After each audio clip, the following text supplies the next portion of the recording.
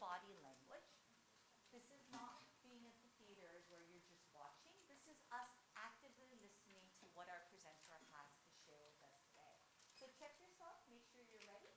I love that you have your UI journal ready to take notes. Fifth graders, at the end of our sharing out today, at the end of our presentation, we will have time for some questions, but hold on to those questions and jot them down in your journal and your note-taking while we have our presenter. Okay, I'm going to introduce our speaker to us. She's a professor. We have Professor Yo with us. She teaches at the university in Korea, and her specialty is about Korean history. So today we have an opportunity where she'll be able to share her expertise with us. Can we welcome her with a big round of applause, please?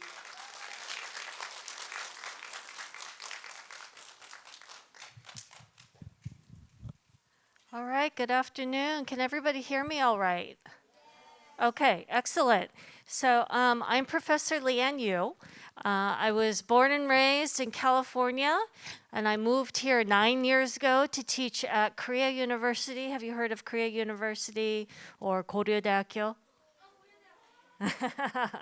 Yeah, so I'm a professor there.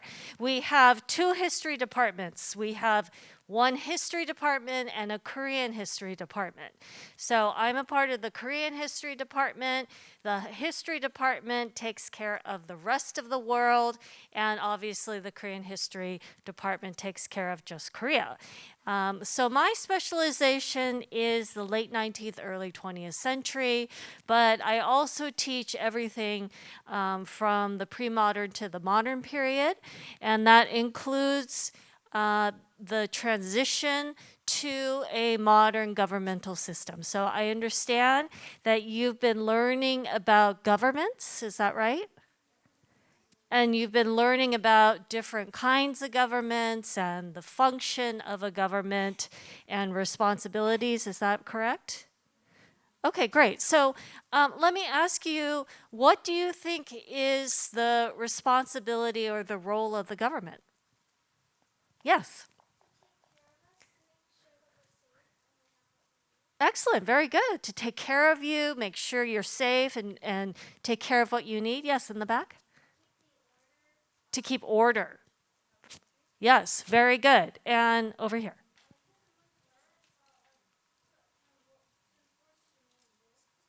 To enforce the rules, is that what you said? To make rules. Oh, humane rules. Humane rules. Yes, that's very good. And lastly, yes? To meet the needs of the citizens. Very good. So these are excellent examples of the responsibility of the government. How about the roles of the citizens? What should the citizens do? Yes. They should follow the rules in the back there. Okay. Yes. They should be able to vote. Yes. And why is that important? Yes.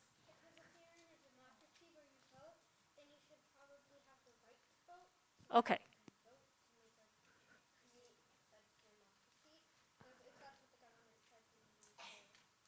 Okay. Excellent. Very good. And lastly?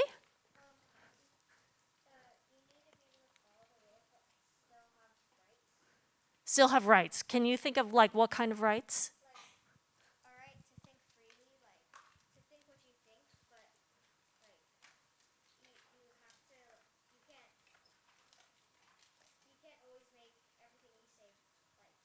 Okay, very good. So as you can see here, and as you clearly already have learned, that when you are living in a modern society, the government has responsibilities towards its citizens, but the citizens also have responsibilities toward the government, and the government needs to guarantee that the citizens have these rights and freedoms. Is that your understanding? Are we all on the same page here? Okay, excellent. So today we're going to look at Korea specifically, right? We live here in where? South Korea or the Republic of Korea, and directly to our north is North Korea or the Democratic People's Republic of Korea. We are going to look at the history of why we have these two different Koreas. Why has Korea been split in half? How the two different governments have developed over time, how they are different, but also we're going to look at some similarities. All right, so in general, people in South Korea like to think of themselves as the opposite of North Korea and as completely different from North Korea, but that's actually not quite the case. There are very huge differences, but there also still are some similarities. So we're going to look at this today. If I can get this to work. All right, so as you have already mentioned, we live in a democracy, and a democracy is supposed to be a government which is ruled by the people, right? So the powers in the people, it's exercised by them either directly or indirectly through a system of representation and usually involving some kind of elections. This is often contrasted with communism because North Korea is a communist country. But communism is actually not a form of government. It's a way of organizing society and the economy. So communism is actually a system in which the goods are owned by everybody. Okay, so it is available to everybody. Everybody is supposed to get an equal share, and there are not supposed to be social classes or differences in wealth and things like what we see in capitalist societies. So I think this is kind of an unfair comparison because we're not looking at two political systems. We're looking at one democracy, which is a political system, and communism, which is not. So I think it's better and easier for you to understand if we think of this in terms of political power. Who has the political power, not the wealth, but the political power. So in a democracy, the people hold the political power, whereas in a dictatorship, which is more of an apples to apples comparison, in a dictatorship, you have either one leader or a small group of people who hold all of the political power. Okay, so this is the comparison that we're going to make today and focus on when we look at the different governments and the political structures of South Korea and North Korea. All right, so going back to the history of how Korea became two separate Koreas. After 1945, do you remember what happened? Do you know what happened in 1945? Yes. Yes. Excellent. So Korea had been colonized by Japan, was liberated in 1945. So as soon as Korea became independent from Japan, they established what is called the Committee for Preparation of Korean Independence. This was a committee to start their own government. You can imagine that the Koreans, now that they do not have to live under Japanese rule, are extremely excited about being independent and the possibility of forming their own government. So what they did was they formed this committee and they said this committee is going to be united, even though there are people with many different political viewpoints. We are going to try to include everybody. We are going to be nonviolent and try to keep the peace. And so this was the general mood. Yes.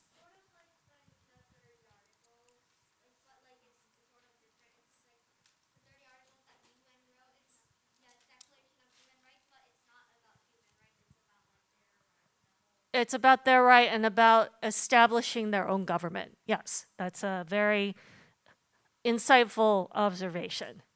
All right, so this is what the Koreans were excited about, and after this committee was established, there were local branches all throughout the country that started to be created, and we see 2 weeks after liberation that there are 145 of these local people's committees all over the country. And what they did was, because the mood was excitement and enthusiasm, it included youth groups, student groups, women's groups, farmers groups, workers groups. It included all different kinds of people, because this is the first time in history that all Koreans are going to be able to participate in the political process. So you can imagine it's a very exciting time. So what the committee, the CPKI, decided to do was they said, all right, everybody send to Seoul one representative. We're going to hold a conference. And they held this conference, and on September 6, 1945, this is barely 3 weeks after Korea has been liberated. September 6th, they declare their own government called the Korean People's Republic. This was a government that Koreans established for themselves. And what they did was they wanted to address what the majority of Korean people wanted. Remember, at the very beginning of this, you all said that the responsibility of a government is to take care of its people, to provide what it needs, and to make sure that the people have certain freedoms. Well, this is exactly what the Korean People's Republic wanted to do. So what they said was, okay, since only a very few families own most of the land in Korea, we're going to implement land reform. We're going to redistribute land so that most people have access to land. We are going to nationalize certain industries. So for example, during the colonial period, the Japanese had created a banking industry. The Koreans said, we're going to nationalize this. They wanted to continue to support commerce and industry. They were going to provide for labor provisions. Does anybody know what labor provisions are? Yes. Labor means work. Can you imagine? Yes.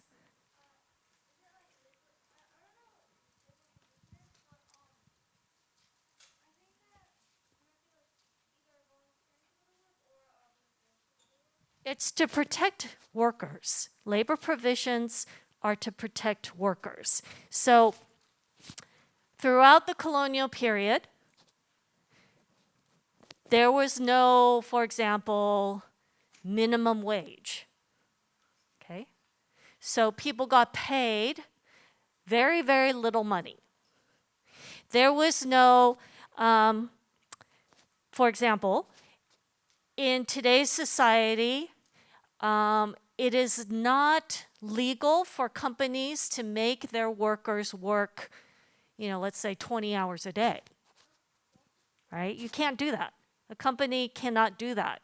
Well, before in the colonial period, they could, because there were no labor provisions. Another labor provision was child labor. During the colonial period, many children your age, even younger, had to work. If you have to go to work, what does that mean about school? No school. Now, some of you might prefer that, but the reality is that you need to have a basic education, but this was denied to many Koreans, and children were forced to work. Yes? So these are the kinds of labor provisions that this new government was going to provide, something that the majority of Koreans wanted, as well as basic civil rights like freedom of speech, freedom of assembly, freedom of religion. Like today, how many of you are here today, do you think? How many of you? 80 something. All right. During the colonial period, if you wanted to gather in groups of more than 3 people, you had to get permission from the government. Yeah. So that is not freedom of assembly. So these are the kinds of things that the new Korean People's Republic were going to provide for Koreans, very basic human rights. The problem is that after liberation, even though the Koreans were establishing their own government, other countries were very interested in what was going to happen in a newly independent Korea. Okay, so Russia had historically been interested in Korea. Why? Because one reason is because you see this tiny little border right here? That's a shared border between Russia and Korea. It's not large, but nonetheless, it is a shared border. Now, when you think of Russia, do you think of palm trees and coconuts and no, what do you think of? Very cold. That's right, for hats, for coats. Okay. All right.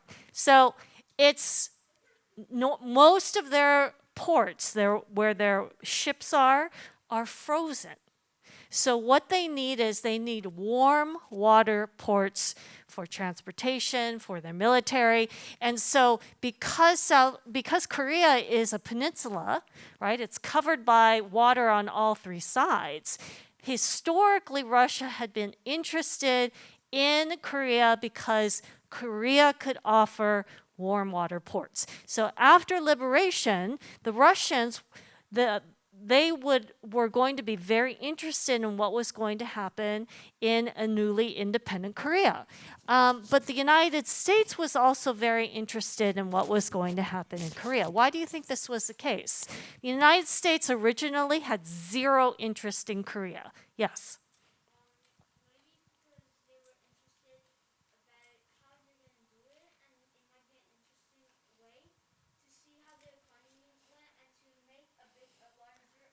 Okay. Okay, so if we think about why the United States suddenly became interested in Korea, what made the United States participate in World War II? World War II, yes. I'm sorry? Safety. Somebody, yes? What made the United States participate in World War II? Yes. Yes, go ahead.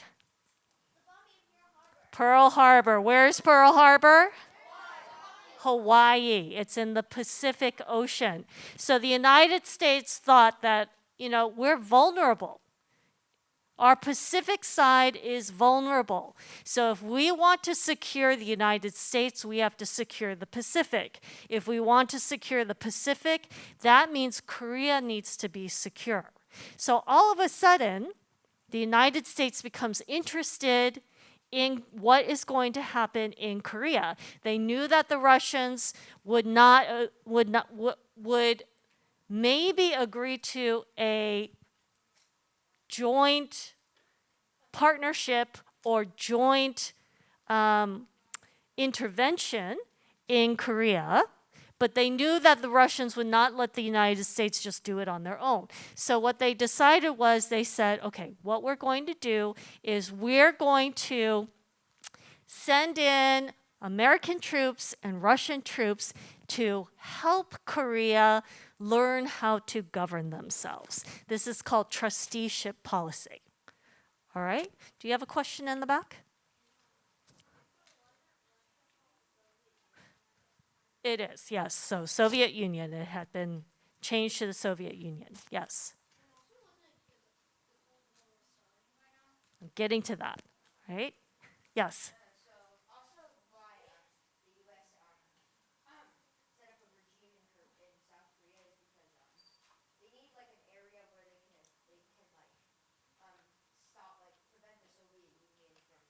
which is related to the Cold War. So before you have any more comments, let's continue on, because we are getting to exactly, you guys know exactly which way I'm headed. All right. So the United States and the Soviet Union, they decide that they want to come in. And so the United States sends in 25,000 troops to the southern part of the peninsula. You have to realize that at this time, in 1945, 1946, 1947, there is no North Korea and South Korea. It's just Korea. And Koreans think of themselves as Korean. There's no, I'm South Korean, you're North Korean. This does not happen until the Korean War, right? But at this time, there is none of that. This is just, we're all Korea. So 25,000 troops are sent in. They say, we're going to help you establish your own government. But the Koreans say, we already established our own government. It's called the Korean People's Republic. Right? So there's resentment over the implication that Korea cannot govern itself and that they need help. Because as far as the Koreans are concerned, they don't need help. They're like, we got it. But anyway, the United States, they come in, they set up what is called the U.S. Army military government in Korea. And when they set this up, they outlawed the KPR, the Korean People's Republic. They said it's illegal. We do not recognize this as a legitimate government, so they outlawed it. You can imagine how the Koreans felt about this.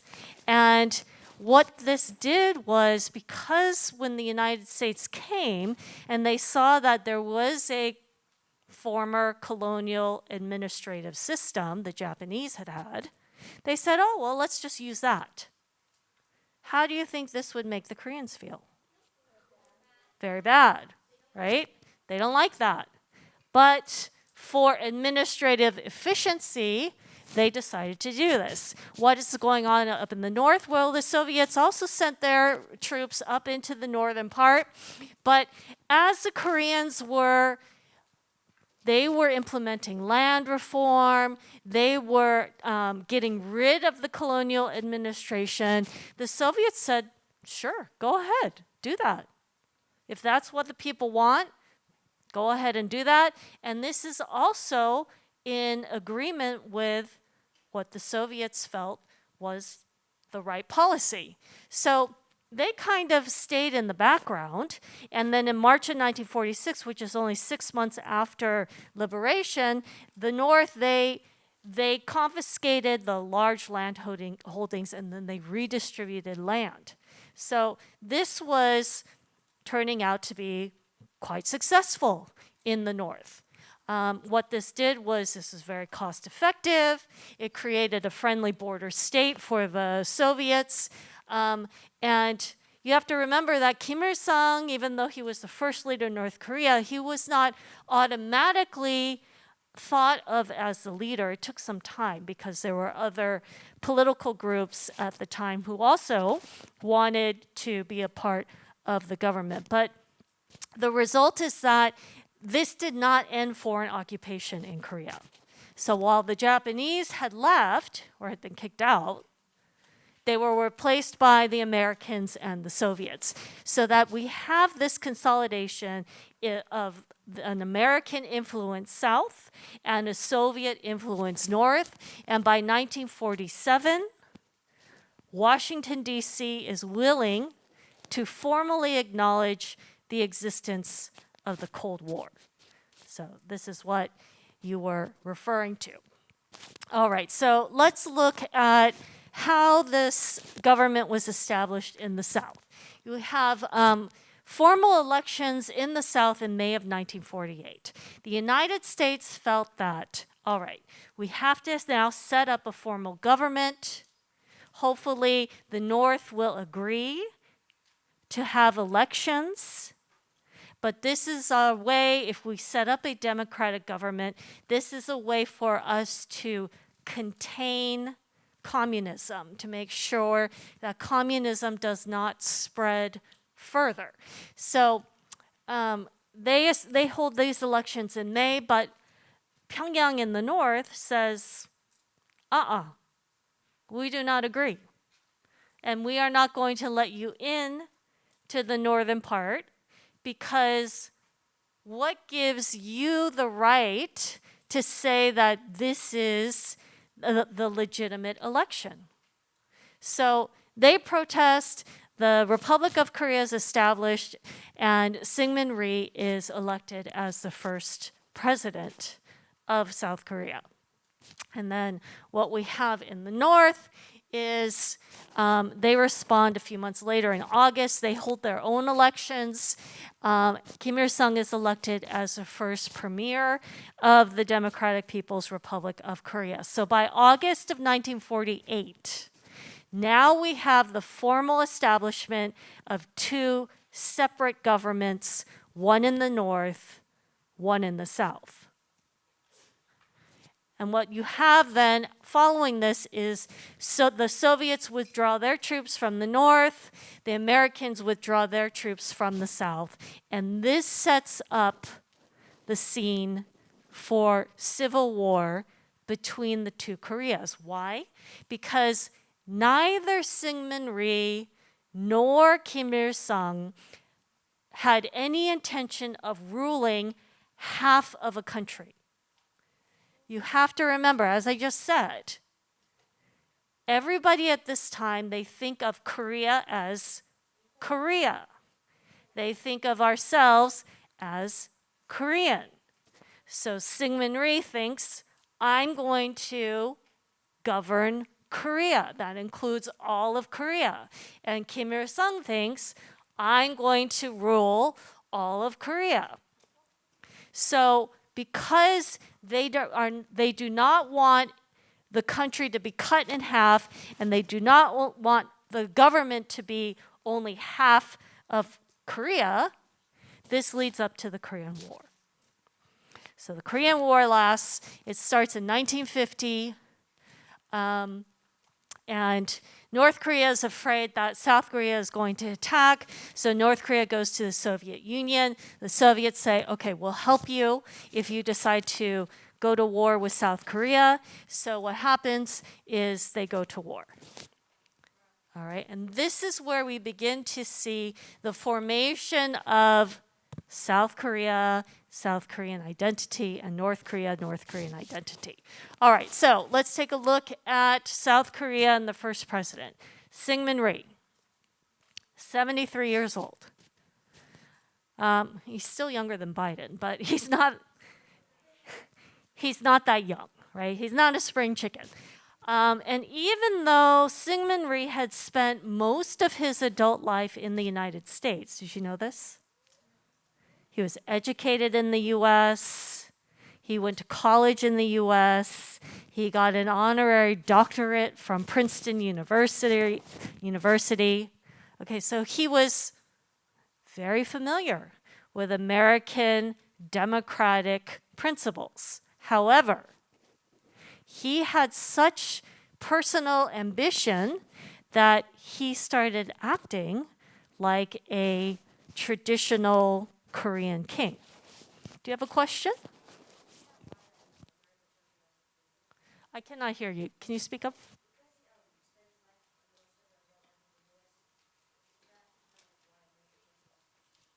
So because he had spent most of his life in the United States, he's fluent in English, right? And from the American perspective, they look at Syngman Rhee and his political buddies, and they think, oh yeah, we can work with these people. So the United States, that is one reason why the United States supported them. So we have this initial president and his cabinet working with the United States. I include this picture because here we have some of the first cabinet ministers in Korea, and the American officials also working with the first Korean cabinet. But this man here, that's my grandpa. Yeah, that's my 할아버지. He was a cabinet minister during Syngman Rhee's presidency. Yeah, yeah. So, so remember I said I'm Professor Yu? Well, here is my last name, Professor Yu. Right. So what he did was he was responsible for, because the Japanese, when they left Korea, they left a lot of infrastructure. They left buildings and factories and property and things like that. So he was responsible for deciding what to do with these former Japanese properties now that South Korea had been established. So Syngman Rhee, however, even though he was supposed to be a democratic president, what he did was, one of the first things he did was he passed national security law. And what this did was it defined sedition. Does anyone know what sedition means? Sedition means going against the government, trying to overturn the government, committing treason. It defined that so broadly that Syngman Rhee was able to get rid of all of his political opponents and say, so if, for example, I criticize Syngman Rhee for a policy, he can say, oh, you violated the national security law, so put her in jail. And what happened was, by 1950, so less than 2 years into his presidency, there were 60,000 prisoners who had been accused of violating the national security law. So he's getting rid of anybody who criticizes him. Between 1952 and 1960, he starts pushing through constitutional amendments. So the original Korean Constitution, South Korean Constitution, was just like the United States. The president can serve his or her first term for how many years? 4 years. And then you're up for re-election. And if you get re-elected, you can serve for how many years? 4 more years, for a total of 8 years, right? And then what happens? And then you're out, right? And then the next candidates come in. Well, when it came to the end of his second term, he starts to say, well, we're in the middle of, we just finished the Korean War. What the people need is stability. So I should be able to run for a third term. So he changes the Constitution so that he can run for a third time. This is Syngman Rhee. Okay, so this is what he does. He changes the Constitution, and by 1960, so how many years have passed now between 1948 and 1960? 12 years. That is far more than he should have been in office as president. So by the fourth time that he is up for re-election, South Korean citizens are saying, what is going on? This is not a democracy. This is a dictatorship, right? Because they should be able to choose who the president is, not the president deciding, I'm going to run for re-election, and so I can run again. So we have this opposition, and it is led by students. The students are saying, no, this is wrong. This is not democracy. This is not how a democracy works. So you have 30,000, 50,000, 100,000 students that are gathering and protesting. Okay?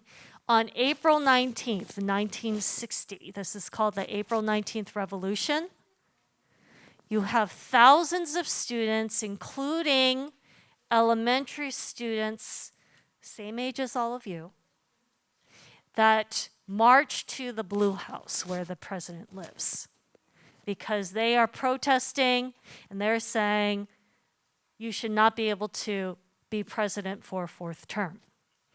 Once they arrive at the Blue House, Syngman Rhee tells his soldiers to fire on them.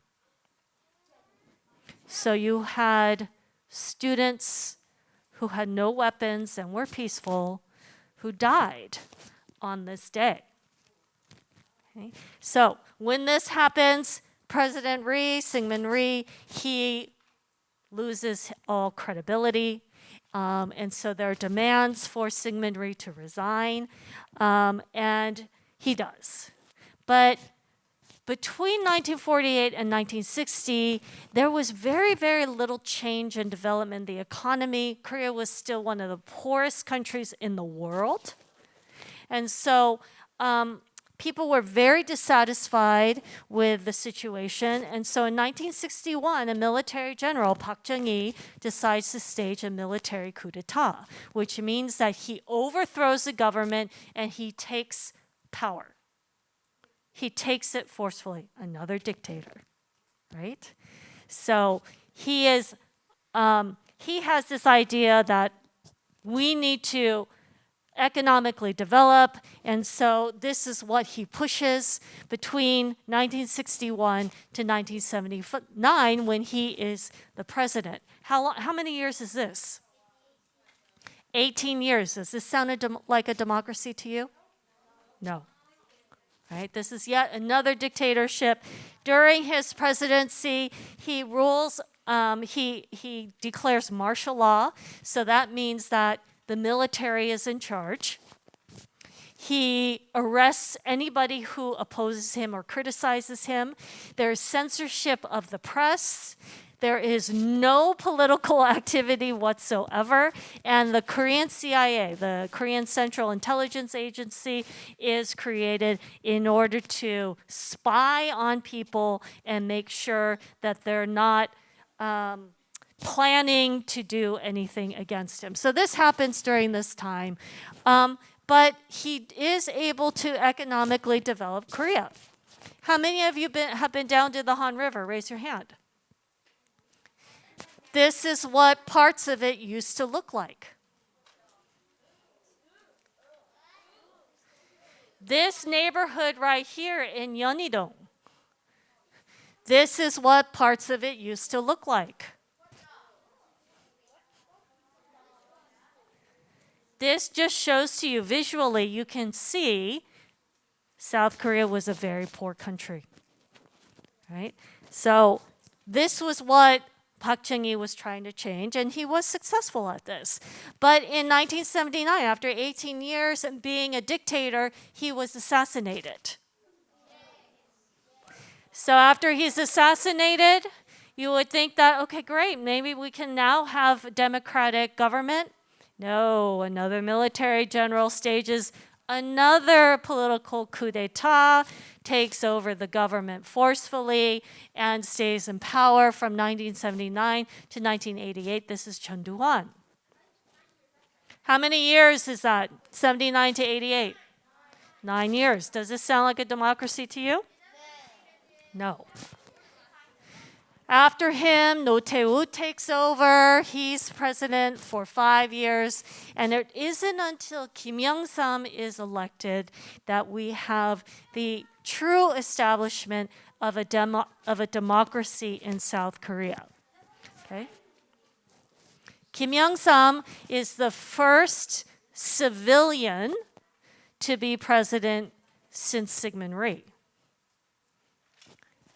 And so this is when we see, and I know that 1993 might sound like a really long time ago to you, but it's actually not that long ago, which means that South Korea is still a very young democracy, right?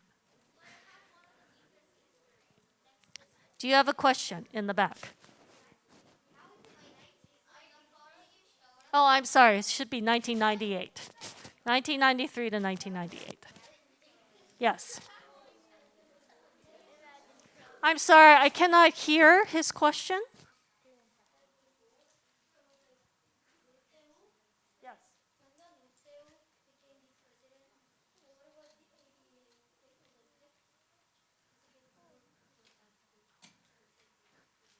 The 88 Olympics, that occurred around the time of the transition.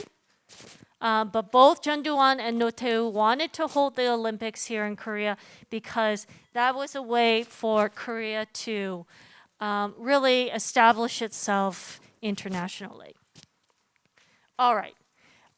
So, now we actually have another president now, but this has been the history of the South Korean democratization movement. It has been a struggle for Koreans to establish a true democracy. We know that when Park Geun-hye was president, and people were very dissatisfied with her, and so she's eventually impeached after all kinds of demonstrations. We have 1 million people on Gwanghwamun who are demonstrating and want to get rid of her. And so because now that political power has been restored to the people, we can now say that South Korea is a democracy. All right, let's go over what is happening in North Korea. Right? Now, North Korea has kind of a typical structure where it has like a planned economy, and they claim to have an ideology tracing back to Lenin. But it's in 1946 that Kim Il-sung is able to solidify his power, and he gets rid of any of his opponents. So he either kills them or he chases them out of the country. And so since then, there have been minor conflicts. And it's beginning in the 1960s that we see the mythology of Kim Il-sung being created. Now, Kim Il-sung claims that he is the rightful ruler, the rightful leader of Korea, because he was born during the colonial period. He fought against the Japanese, moved up to Manchuria, was an anti-Japanese imperialist fighter, then moved to Russia to be properly educated in communist ideology, and then in 1945 returns to Korea to help establish the DPRK. So that's the mythology. None of this can be historically substantiated, but the mythology is supported by all kinds of stories and books and pictures. So, for example, what do we see here? We see Kim Il-sung, Mrs. Kim Il-sung, baby Kim Jong-il, who's so cute. What is this? This is their log cabin. Obviously, it's in the north because we see all of the snow, but it's very humble, modest. And this is in line with communist ideology, right? That everybody is modest and the same. Okay, so Kim Il-sung, Kim Jong-il, they like the Chinese communist model, and they tended to follow that. Do you know who this person is right here? Mao. This is Mao Zedong. What was Mao known for? How did he treat his people? Yes. Treated them unfairly, especially towards the end, but yes?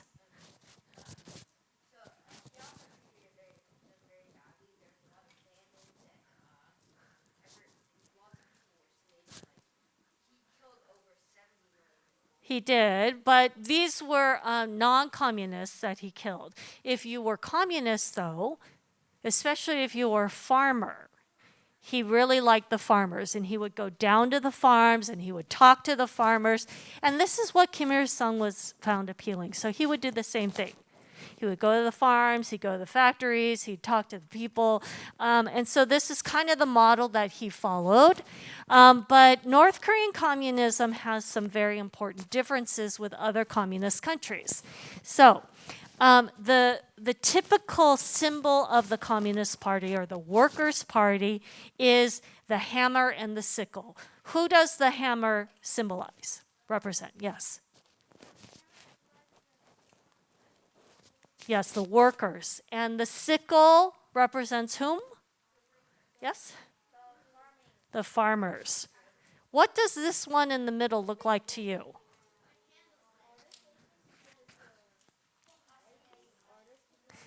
It's a calligraphy brush.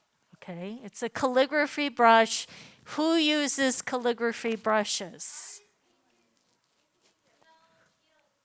Yes. Scholars use the calligraphy brush. And so this is to represent scholars, technocrats, experts, and this is unique to North Korean communism. Other communist countries tend to see intellectuals as the opposition, as the enemy. Not in North Korea. North Korea has included them into the Workers' Party. So this is a very unusual aspect, but it shouldn't be surprising to you if you know the history of Korea and you know how much Koreans value scholarship and education. All right, so in the 1980s, Kim Il-sung, he saw that after Lenin died in the Soviet Union, there was a fight for power over who was going to succeed him. When Mao died in China, the same thing happened. So he decided to solve the problem of succession by announcing Kim Jong-il as his successor. So he says, when I die, my son Kim Jong-il is going to take over. And what this did was it created a monarchy. This became the first communist monarchy. All right, so what we had was after Kim Il-sung died, then Kim Jong-il, he gradually took over power. He didn't just automatically assume power, but he gradually took power, and it actually took 3 years after his father's death for him to assume the top position. Now, I don't know if you know this, but in Confucian society, the typical mourning period for a parent's death is 3 years. So whether or not this is just coincidence that he waited 3 years to assume power, if this has some kind of Confucian influence, we're not really sure, but it is coincidental. All right, so what we see in North Korean communism is actually a lot of Confucian influence. The leader is Kim Il-sung, Kim Jong-il, and now Kim Jong-un are often depicted as the father of the country or the father of the nation. And because they are the father, the people are supposed to be loyal to their leader. I'm going to go through the rest of the presentation, so please reserve your questions until the very end. I just want to make sure that we cover all the material first. Okay, so beginning in the 1980s, though, North Korea started to experience some serious problems. First of all, we have the ending of the Cold War, and they have change in the politics of the time. In the 1990s is when North Korea gets into serious economic trouble. So with the collapse of the Soviet Union, now they're not getting aid from the Soviets. And they have lost all of their markets. All of those Soviet satellite states are no longer available for North Korea to sell their things. And so you have this, you have the fact that they are lagging behind in technology. And so currently, the Chinese, who have economically become very strong, are trying to encourage the North Koreans to open up their economy and to be included, integrate into the world economy. But the North Koreans won't do that. They do not want to open up, integrate into the world economy, and I'm about to tell you why. The reason is because of Kim Il-sung's Juche ideology. This is an ideology that Kim Il-sung created, and it's an ideology of self-sufficiency. The idea that North Korea is, first of all, politically independent. Secondly, that it is has a self-reliant economy, and third, that it can militarily defend itself. This is part and a very crucial part of North Korean ideology. Implicit in all of these is a criticism of South Korea. Because if North Korea is politically independent, the implication is that South Korea is merely a puppet state of the United States. Although North Korea has a self-reliant economy, the implication is that South Korea's economy depends on the United States, Japan, and other countries. And in terms of the military, even though North Korea has this powerful military and can defend itself, South Korea must depend on the United States military. So there is this criticism of South Korea in all of this. And then we get to Kim Jong-un, the current leader of North Korea. And what we have is Kim Jong-un as the son of the previous leader, Kim Jong-il, who came to power at a fairly young age, was educated in Switzerland, so he's educated in the West, comes back to North Korea, and some North Korean scholars say that because he's rather young, and because he was educated in the West, there was the expectation that he would change things and open up to the West, but instead he's become actually more conservative. And perhaps it's because he's had to prove that he is his father's son and grandson.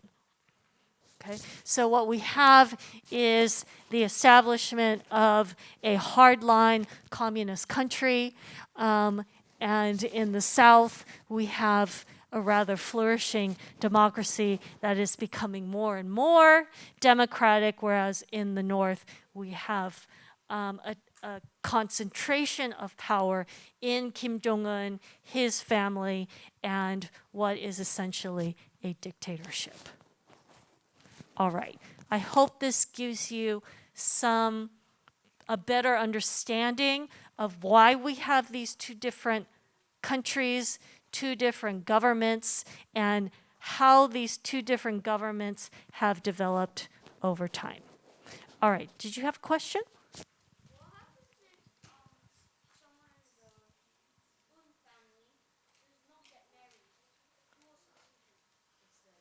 In the Kim family in North Korea?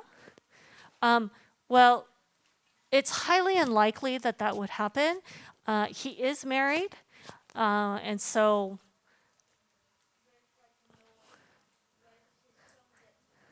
then it would probably go to another member of the family, not the direct descendant, but maybe a nephew. Okay, yes, question.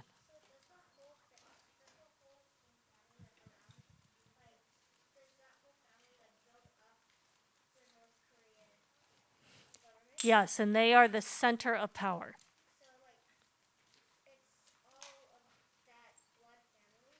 Correct.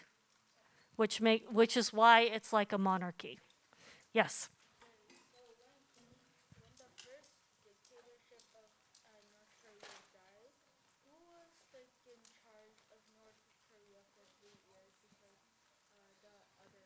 Well, it was still Kim Jong Il, but you have the Communist Party and the top officials in the Communist Party.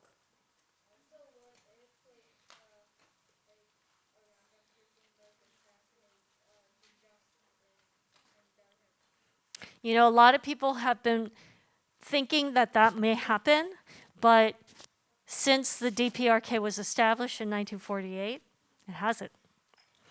So it's hard to say. All right, yes, question. Go ahead.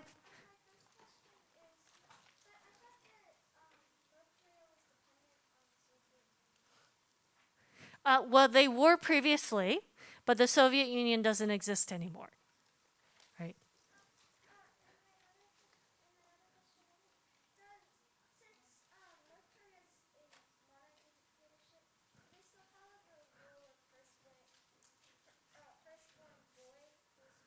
In general, yes, yes. All right.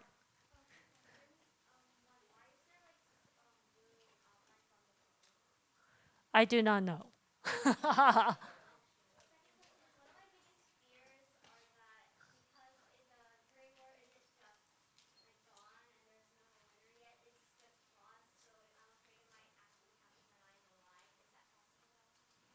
Well, I mean, sure, it's possible. Whether or not it's probable is a different question, though.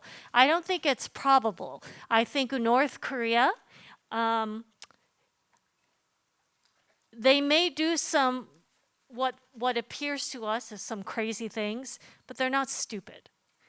They know that if they were to attack South Korea, the United States is immediately going to act, and that would be like committing suicide. So nobody, Kim Jong un and his party, his family, they don't want to lose power, right? If they were defeated and they lost to the United States, they would go to jail, or something bad would happen. They don't want that. So why would they do that? They may behave in a way that we don't understand, but we at least have to acknowledge that they're not stupid. Okay, last question. Last question. Yes, in the glasses.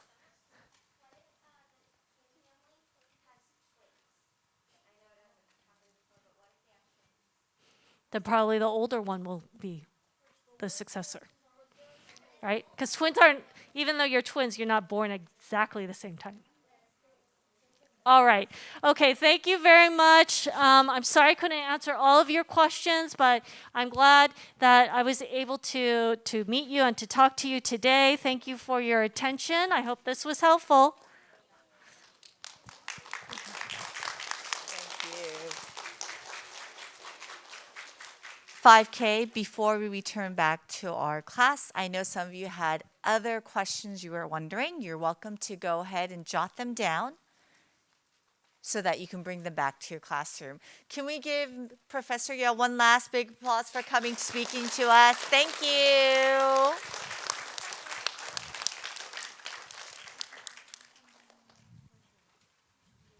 It's a different venue, and that gets it tricky for us, but they wanted us here. Remember in the